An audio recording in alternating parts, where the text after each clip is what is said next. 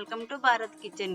ఈ రోజు రెసిపీ గులాబీ రేకులు ఎలా నిలవకి స్టోర్ చేసుకోవాలి, పానీయం ఎలా స్టోర్ చేసుకోవాలి చూపిస్తాను. గులాబీ పూలు తెచ్చుకొని 4-5 సార్లు వాటర్తో శుభ్రం కడిగేసుకోవాలి. ఈ పువ్వుల్ని క్లాత్ మీద ఆరబెట్టుకుందాం. రాత్రిపూట ఏమో ఏమి వాడకుండా నెట్టేసుకుందాం. గులాబీ పూలు రాత్రి కడిగి నీళ్ళు వాడతాయని క్లాత్ మీద వేసుకున్నాం కదా. ఇప్పుడు ఇలా రేకులు తీసేసుకుందాం. రేకులు ఇలా తీసుకోవాలి.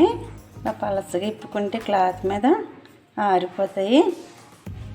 గులాబీ రేకులు ఎండబెట్టుకున్నాం కదా, ఎండిపోయి నీడనే ఎండబెట్టుకోవాలి. ఎండిపోయినాయి. ఇప్పుడు మనం సిరప్ తయారు చేసుకుందాం.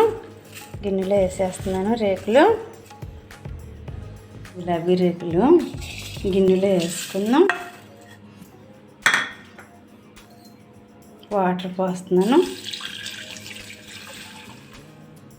గ్లాస్తో గ్లాస్ పోసాను, సోడా గ్లాస్ ఇది. ఇంకో హాఫ్ పోసుకుందాం. ఇంకో హాఫ్ గ్లాస్ పోస్తున్నాను. స్టవ్ మీద గిన్నె పెట్టాను. స్టవ్ అంటించుకుందాం. ఇవి బాగా ఉడకబెట్టుకుందాం. గ్లాసున్నర నీళ్ళు పోసాం కదా, గ్లాస్ వాటర్ అయ్యేదాకా ఉడకబెట్టుకుందాం. నీళ్ళు మరుగుతున్నాయి. స్టవ్ సిమ్లో పెట్టుకుందాం. సిమ్లో పెట్టి మరగబెట్టుకుందాం. గులాబీ వాటర్ తయారైపోయింది మనకి. ఇప్పుడు ఈ నీళ్ళను మనం వడపోసుకుందాం. వడపోసుకుని ఇప్పుడు పంచదార వేసి పాకం పట్టుకుందాం. ఇప్పుడు వడపోసుకుందాం. వేరే గిన్నెలోకి సిక్కంలోకి ఇలా వడపోసుకుందాం.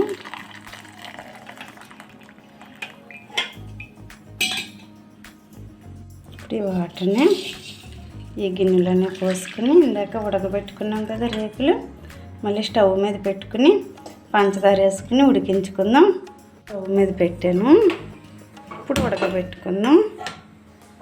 కప్పు రేకులు వేసుకున్నాం కదా, ఎండిన రేకులు కప్పు వేసుకున్నాం కదా, అరకప్పు పంచదార వేస్తున్నాను.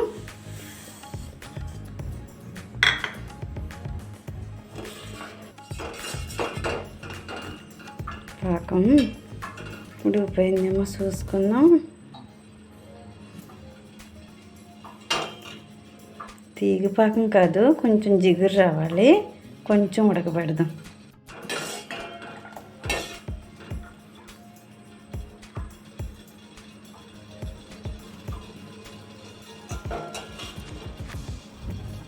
తీగ పాకం అక్కర్లేదు, అలా జిగురు పట్టుకుంటే సరిపోతుంది.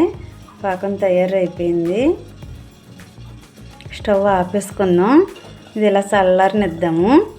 స్టవ్ ఆపేస్తున్నాను. గులాబీ పానీయం రెడీ అయిపోయింది. పానీయాన్ని స్వీట్లో ఉపయోగించుకోవచ్చు ఫుడ్ కలర్కి బదులుగానే. ఈ పానీయం బాగా ఎండ ఎక్కువ ఉన్నప్పుడు వాటర్లో కలుపుకొని తాగితే ఒంట్లో ఉన్న వేడి తగ్గుతుంది, దాహం తీరుతుంది. ఈ రేకుల్ని మనం దమ్ బిర్యానీ చేసుకున్నప్పుడు కొంపు పాలల్లో నానబెట్టి ఎలా వేస్తామో అలా ఈ రేకులు నానబెట్టి వేసుకోవచ్చు. ఈ వీడియో మీకు నచ్చినట్లయితే లైక్ చేయండి, షేర్ చేయండి, సబ్స్క్రైబ్ చేసి బెల్ ఐకాన్ క్లిక్ చేయండి.